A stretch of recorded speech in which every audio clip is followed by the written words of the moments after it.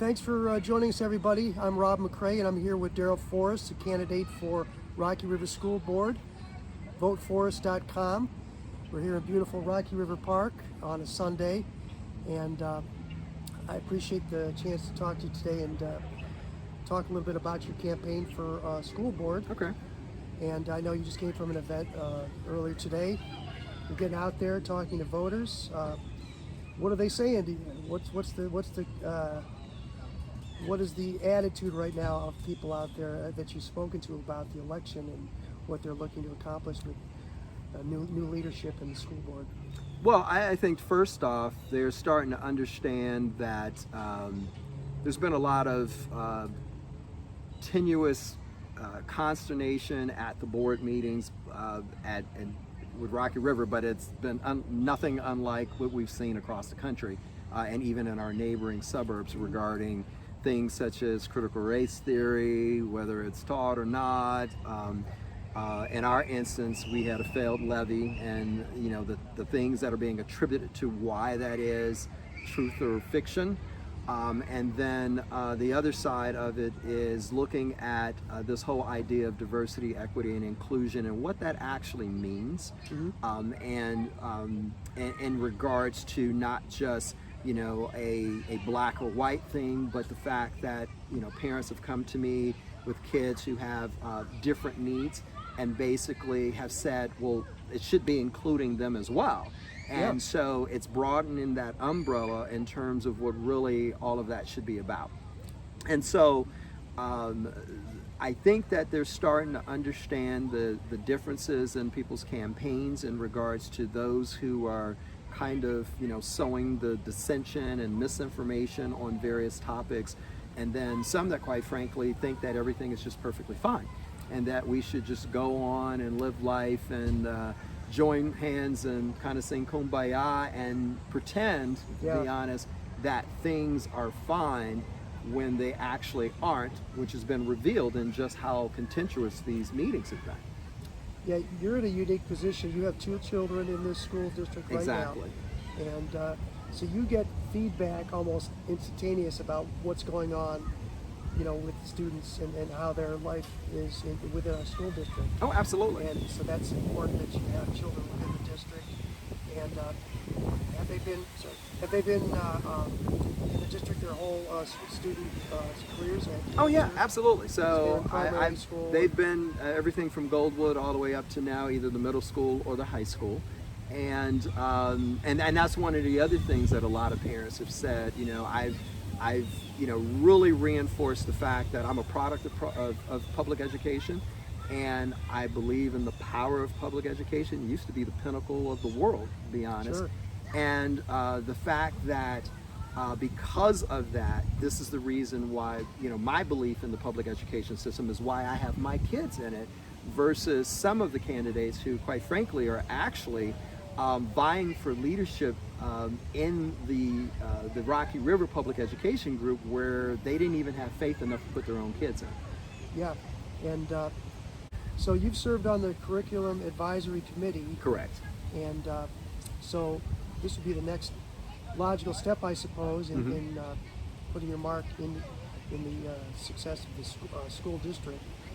Did you, that experience, was that something that you interacted with a member of the school board and also the faculty within that committee? Oh, absolutely. And was there one member of the school board who was assigned that committee who ran it? So Liz Anderson, the assistant superintendent, was the one that was over that. And you would have people like Sam Gifford, and then some of the board members. So I think at that time Addie Orlander was part of that. And then there would be members from the community at large, and then there were a couple of students, high school seniors, who were actually part of that as well.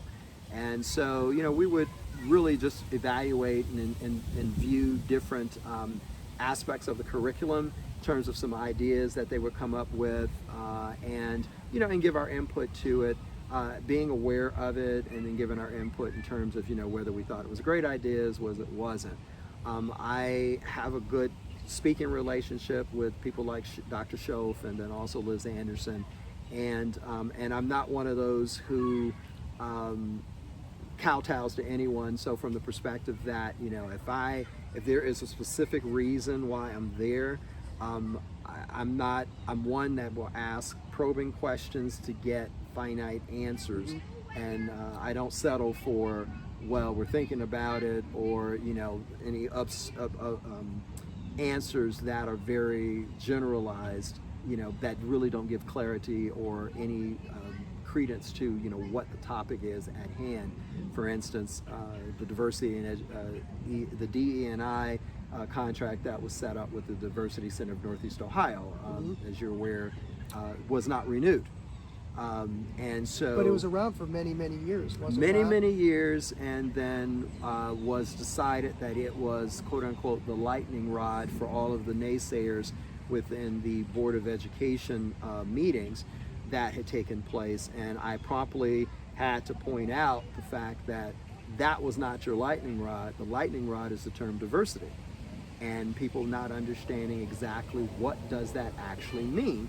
And then of course it blends into this whole CRT or critical race theory methodology that no one understands. Which is a college level subject. Oh, it's a graduate level subject, and no one's teaching in K through 12 anywhere in the entire country. Yeah, I mean, including ours. If you could stick to real issues and not the imaginary ones that are floating around out there, I mean, that'll be way ahead of some of your opponents in this race. Right. They are creating a fake threat, then they are proposing a solution to it. Right. But which is what's happening downstate.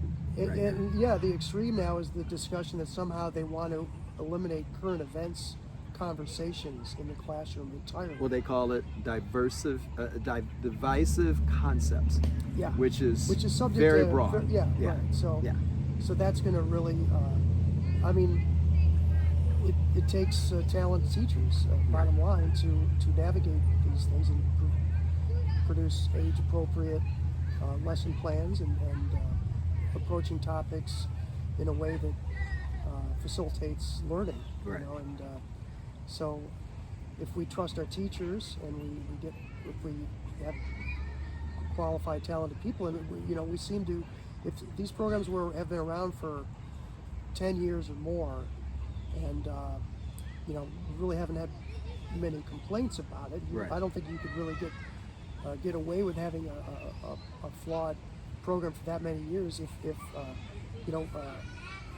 were truly that bad. The Diversity Center has been hired by many organizations, including the City of Rocky River, as a current engagement.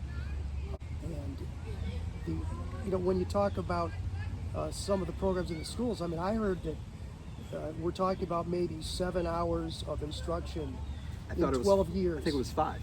5 hours in 12 years. In 12 somehow years. that's going to affect the kids so much so that it's going to be a terrible impact on the rest of their lives. And it's going to create some sort of guilt and shame that it's going to burden them.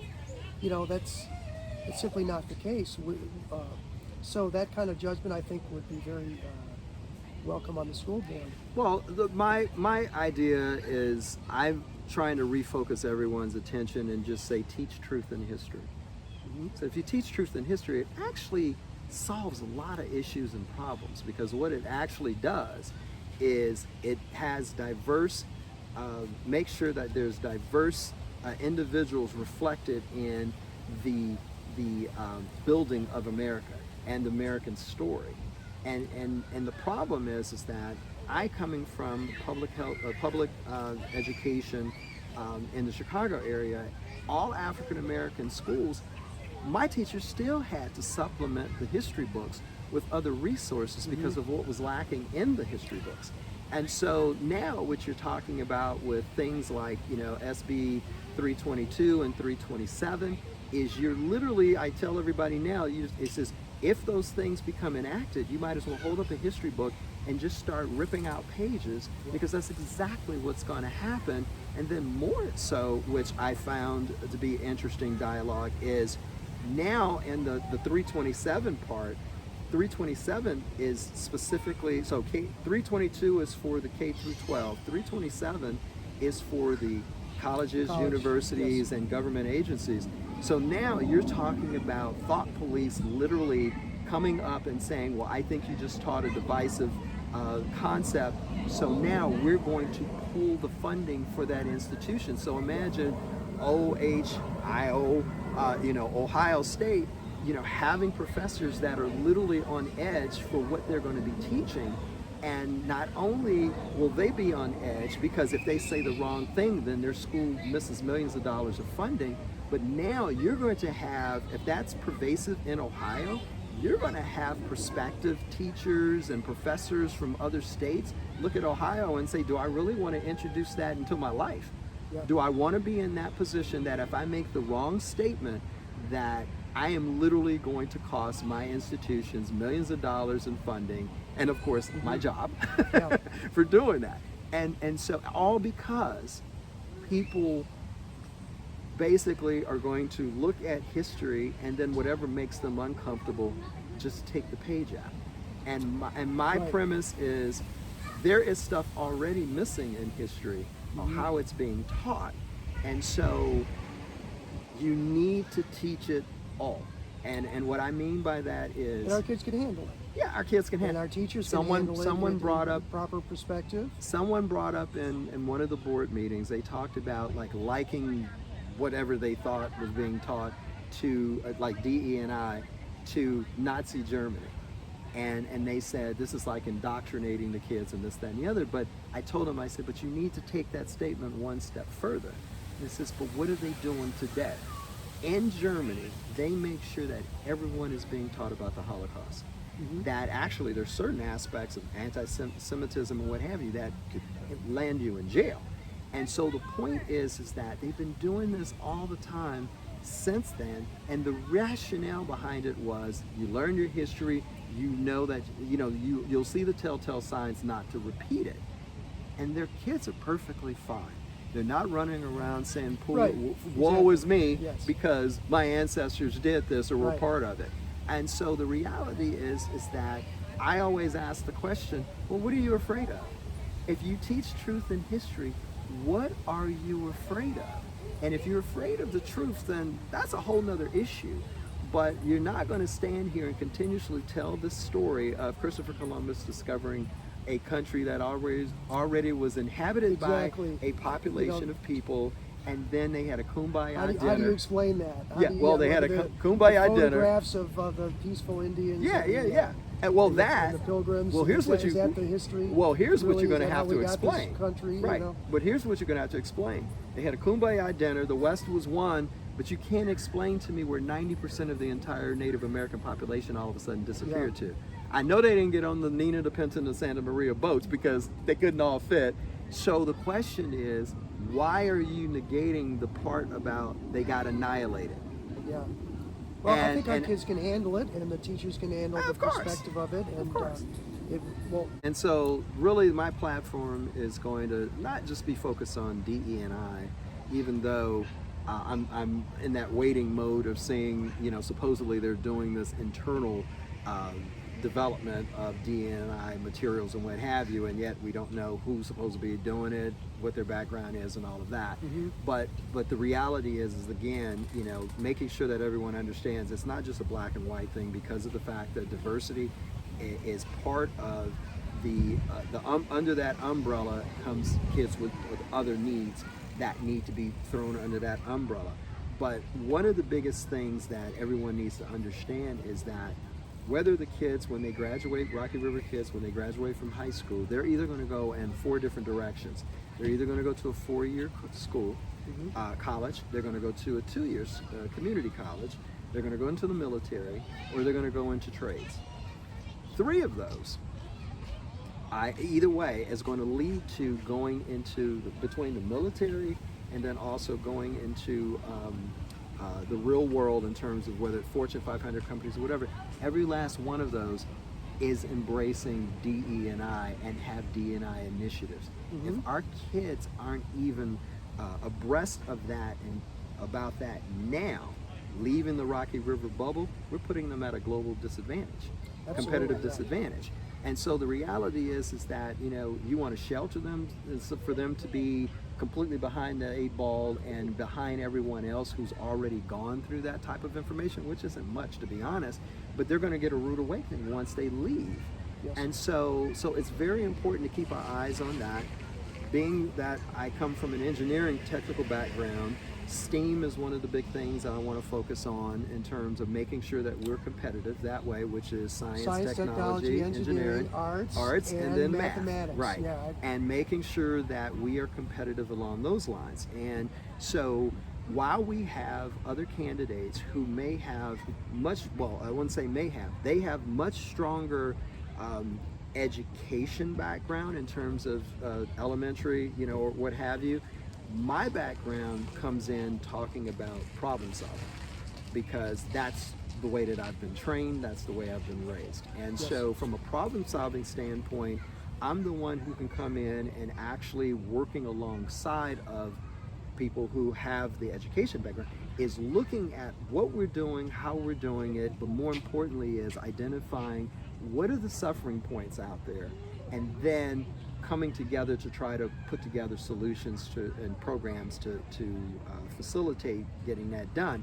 I think what we've revealed now, or what has been revealed, is why everyone was, you know, Rocky River was so idyllic and it was quiet and all this. It was like somebody just ripped a Band-Aid off of a festering wound, and that wound was hidden, and but underneath it's been necrotic, and it's been festering all along. And the problem is, the more you don't put any information into the vacuum, more misinformation comes in to really Absolutely, confuse yes. everyone. And so what we need to make sure is, you'll hear everyone talk about communication, but really it's communication that is steered towards answering the questions that a lot of people have and clearing up the misinformation. Yes. And if you don't do that, then, yeah, and some people, quite frankly, have this mindset of just put the Band-Aid back over it and pretend that it's not there. But just like a diabetic Should there be more patient, transparency in the in letting parents know about the curriculum that we're not doing enough of now to get rid of the misconceptions? absolutely, So, absolutely. So Hudson, for instance, I use that as an example in the forum that we did, and it was an example. And of course, this was before their little scandal happened toward the end. But Hudson's superintendent turned around and basically said, "Okay, we're going to have a meeting just to discuss this." And he laid it out in terms of, here is our complete DE&I curriculum. But what was interesting, he also spelled out even that other, the part of that umbrella that includes, like, they have a program called Sparkle, which is for special needs. It's a cheerleading kind of a thing, and it's for kids with special, you know, with different needs. And so what he was spelling out is that it's not just a black and white thing. It's, here's the umbrella, here's how we have it. And then he went on to talk about the task force that they have, which is the DE&I task force, that are going around and trying to understand the needs of the community, first understanding what's going on out there and what are the thought processes. And then the other thing is, they did a survey.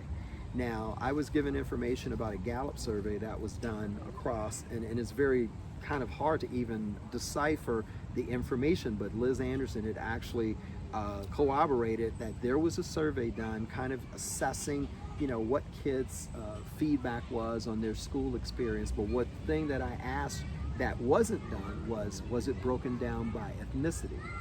So it could be, you know, blinded in terms of the students' names and all that information. But the reason why I said that was because Hudson did it, and they had ethnicity as part of it. and that's where you saw the differences in Oh, their it experiences. dramatically. students It was of, like a tale of two cities. Yeah. It was, the white students were, it was a great thing. It was, you know, wonderful experience. Meanwhile, all the minorities were talking about how miserable they were and what have you. And you got to go, okay, so how do you have that dichotomy of, it's the same system, it's the same schools, but these two student populations have completely different perceptions of it? And it's because, again, that Band-Aid on that festering wound Yes. that no one knew was there. And so Yeah. if you continue to allow that to fester, just like a diabetic patient, you're going to have to amputate. And so instead of cutting out the wound, debriding it as we call it in medical, and then letting the wound heal. And the only way you can do that is by a deep analysis of what's going on, what are the suffering areas, what are the rationales, what kind of programs can you put in place so that will create the healing process. Until you do that, you're going to have a contentious problem, and you're going to allow propaganda to drive the narrative instead of facts. Yeah. And it's all about communication. So I've been at the board meetings. I've heard some of the people who don't have kids in the school system anymore, and first thing comes out of their mouths is values. We want to maintain the values and what have you. Never really any explanation of what that really means. People could read a lot into that, but the reality is that my whole thing is this, is that if everything that you're talking about policy-wise does not point back to what's in the best interest of the kids, then the question is, why are you talking about it? So when we talk about CRT and everybody's talking about that, that's why I redirect it to truth and history, because every time I ask the question, well, what is CRT? The people who are against it cannot tell me the definition of what it even is. It's this boogeyman Oh, yeah, exactly. Put on to stoke fear. And because of that, that is what scares the people who don't have kids in the schools anymore. But they don't really have any reason to be scared based on what's actually going on in the school district now, and what the plans are for leadership under new school board members like yourself. Yeah. So but that also points back to the fact that we've done a bad. I think we've done we've done a bad job at communication, because communication has two components, right? Listening, and then revealing what is actually what we're talking about. And I think that we've been bad on listening to the diverse backgrounds of people in the community to understand their viewpoint. But then on the other side is, and I'm talking about with facts, not propaganda. And then on the other side is, and then communicating what you're actually doing. If we'd have laid out what the diversity program and all the curriculum was about in the beginning, maybe the curriculum, if that were made more public, it could have calmed things down. It'd have calmed some stuff down. But you got to remember the fervor and the Unless you have an alternate reality, you're watching Earth 2, as some people are calling it. Yeah, but it's for those people, it wasn't about facts, and I've seen the playbook. It's not about facts. It's about just stir up chaos, dissension, and misinformation. Culture war issues, they're calling it. Yeah, that's what they're calling it. But my whole thing is this, and then the thing with the teacher scandal and all that. I said, look, here's the deal. People are getting everyone to argue about things that occurred as if they didn't, which is the teacher scandal, to accuse teachers of teaching something that they're not, which is CRT, and K through 12, and then to treat medical science and propaganda like they're equals, which they're not. And so you're in a career where you have to rely on the science in the pharmaceutical industry. And I know what I'm looking at. There's not people out there arguing both sides of the results of the study. No, I've trained in virology, trained in clinical pharmacology. I deal with cancer treatments, which deals with immunology and everything under the sun. I am tapped into the heads of all of the pediatric facilities in the country, along with the cooperative groups that work with them, as well as institutions, period. And I'm listening to these physicians, and you should hear what's coming out of their mouths, and and then even the impact that it's having on their staffing, because even here in Cleveland, there's like a 30 to 40% shortage in nursing, and a lot of it is because they're burning out. And so the point is that it's being realistic about the fact that there's no question that we want our kids back in school. We want them back there in a safe environment. But if you have mitigation strategies that cover vaccination, masking, and social distancing, but certain kids aren't qualified for the vaccine, and there's no social distancing now in the schools because there is no online buffer, then there's only one way to do this, and it's masking. And our neighbors to, Bay Village, Fairview, heck, even all the way out into Lorain County are all masking all grades. And meanwhile, we've shot through the middle and just said, well, K through 5, because we know that they're not qualified for vaccines, and everybody else it's like dealer's choice. Yeah. And so we have to be very definitive and not toe dip in terms of, straddling this fence on, well, yeah, we really care about their safety, but yet I'm going to shoot through the middle because I just want to kind of appease everybody. You can't do that. All of the other, neighboring cities have made definitive statements, definitive decisions, and they follow through with it. And it'll be interesting to see what happens during the winter months when this could potentially get worse. Yes. And so my whole thing is simply refocusing everyone on the things that are important. Everybody can talk about the levy all they want. It was poor timing. Really wasn't spelled out very clearly communication-wise.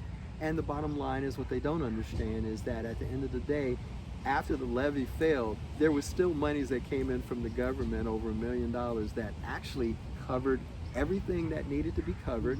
It just did not give us the buffer of what we wanted to accomplish forward, thinking in terms of hot lunches and how we were going to facilitate that. So that could come up in the next one. But they're not going to do it in November because they haven't said a word about it. They're going to wait until another time and actually to bring that up. Well, personally, I feel like the levy was proposed in anticipation of funding cuts, because the new funding formula that the state is going to be enacting, which is going to be not just property value based, but it'll be based on median income.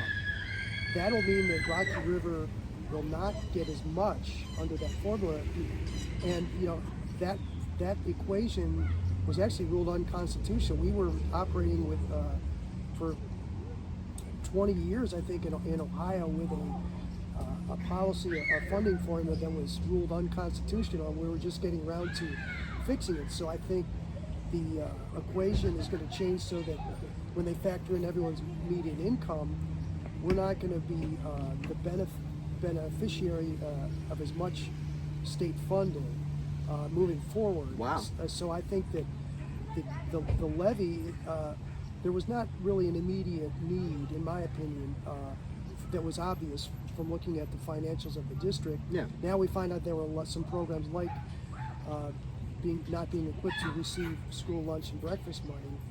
Those we weren't able to participate, but it seems like the levy was enacted at a point just more so to anticipate future funding losses. Yeah, yeah. Now, basically, you talked about it at the candidate forum, the magical percentage of around 59.6% is a nice goal to have as far as maintaining the amount of funds that go directly to the student experience, which would be the teachers and so, curriculum and development and stuff like that. And so, yeah, I mean, you so everything else you look at, I mean, I've worked, I don't do budgets per se, but I work as part of multidisciplinary teams that look at, budget analysis and what have you. I did that when I was an engineer designing plants and all that. So we all can work an Excel spreadsheet, and it's simple math. The question is the decision making on what funds, what things are happening that are one-time events, what things are going to be always occurring expenses, and then and what is your aspirations and goals in terms of, like in this case, everyone is talking about the fact that we need hot lunch programs. And how do you go about doing that? Do you have a facility that actually has the all the cooking is done in one facility and then you ship it over? Yeah, the issue we didn't have the infrastructure at our schools, right? Right. To actually prepare the food that would meet the goals of the program. Right. So we had to refuse the money. Yeah, but there's places, but to be honest, like I think about, and like I said, I'm a design expert because I was designing plants and I had to accommodate for, in a manufacturing setting, everything in terms of where things could go, where they should go, the flow, from a manufacturing standpoint. And so when I think of places like Kensington and the lunchroom that they have, and they have a stage, they have a room that has some things that they can actually store things in, but the corresponding side of it is the library. So then the question is do you get rid of the stage? I mean, so you start playing this shelving game in terms of looking at the available space and saying, well, can we do it within the available space, but something has to give. So those are the things that I'm trained on. Yeah. And so, but then playing this game in terms of, and if you do it for We should one, be planned ahead so that we you don't. can plan it ahead. We don't, yeah, so that you have, you consider the outcomes before the grants are applied for. Right, You exactly. know where you stand, and you've done enough to prepare for it, and so they know. Just to manage expectations. Right, so you have contingency plans, and so you say, okay, do we prepare all of the schools to be able to do that? And you have, in Goldwood, you have a room that's there. Really? You have a room that's in the back there that actually is not set up for it, but you have plenty of space to be able to facilitate that. And in this one room, because I used to work pizza days in there all the time. And so the thing is that you can start it small, but you have to start it from a location that's big enough to be able to accommodate maybe shipping it out to all of the other schools. And then as you start getting the other schools up to date, because what you're trying to do is reduce the amount of capital expenditure when it comes to building fund and having to redesign buildings, in terms of externally versus utilizing existing space that you already have. And 9 times out of 10, most of the lunchrooms serve as also like your assembly places. Sure. Even though at Kensington, to be honest, they can usually do that in their the way that their gymnasium is set up, because they have risers or different kind of leveling locations where you can sit and then set chairs up and what have you. And a lot of times they do that because they'll have performances, for their bands in there. So there's a lot of different things that you can do. But see, for me, as being an engineer trained person, I can look at designs of places and automatically tell you a lot about it just by looking at it, and then playing the what if games in terms of plan A through Z, in terms of what's your end goal, and then how you can go about proposing different ways of getting to that end goal. But so what we need on the board are people who can come in with fresh ideas, people who have a myriad of different backgrounds, but obviously you want to have some type of basis for education. I'm more on the corporate training side, but it doesn't mean that I haven't dealt with kids in regards to being a junior achievement consultant and teaching them various modules that I've had to teach at the different grade levels. And I've taught from kindergarten actually all the way through 6th grade. Your activism with your church. Yeah, also, and then I'm a youth director. I was a youth director at a church with high schoolers, and then I've dealt with all grades in regards to being a Sunday school teacher. So the point is that so I know how to deal with kids from that perspective, but at the end of the day, I don't say that I know all of the answers, but I'm the one who understands. In order for me to understand what's at stake and what is before us, is how to go about the process of getting that information. Because like I said, I'm a trained troubleshooter, and the trained troubleshooters, we know how to go and where to go to get all of the pieces of the puzzle so that we can bring it all back together to come up with viable solutions A through Z in terms of these options, and then let bear that out to the community, let them see it, and then say these are the options that are before us, kind of what do you think, but then under the constraints of what your budget will allow, and that planning process. So it's very detailed, but it's very, for me, it's simple because you see things from been an used to engineer it. standpoint. I see it from an engineering standpoint. Problem solving. Yeah. And being a good listener is obviously a huge quality that you have, and you've been able to be successful in your career by getting groups of people to stay focused on the overall goal of the organization and to understand the big picture. And so I think that's a great balance, being a father of two children within the district, as well as your professional experience. And I hope that we can continue these talks. Yeah, absolutely. And we can have another sit down maybe before the election and talk a little bit more. But yeah, we can talk about you know, what the results are from the League of Women Voters meeting that's going to take place on the 21st, because I'll be very, it'll be interesting. I'll be also interested to see who shows up. well, you know, just as a former candidate myself, as I mentioned to you, it goes by quickly, and there's a lot. And this year, you know, we have 8 candidates, nine candidates for school board. 2 years ago there were 3. Yeah. You know, just to recap, everyone, we are voting for 3 spots in the 5-person school board. Of the 3 people, 3 spots we're filling, we had 2 people, Miss Beach and Mr. Fancher, who did not run for re-election. I just wanted to mention our gratitude for their service to the community as being on the school board. But right now we have 3 open spots, one of which Mr. Forest is running for. And our group, the Democrats Rocky River PAC, supports Mr. Forest's campaign and believe he is the right candidate for the school board. So I wanted to thank you for joining us today at our office here. And I can feel the sun. I can feel the sun going down. Yeah, it's hard not to be relaxed here. Yeah. So you know, I'm watching the sailboats go by, but this is another gem of the city of Rocky River, this park. And again, thank you very much. All right, thank you, man. All right. All right. Thanks, Rob. I'd like to thank you for watching the interview today of school board candidate Darryl Forest. Please join us for our future video interviews, including next week when we will interview congressional candidate Matthew Aaron Deemer. So please check that out. Thank you.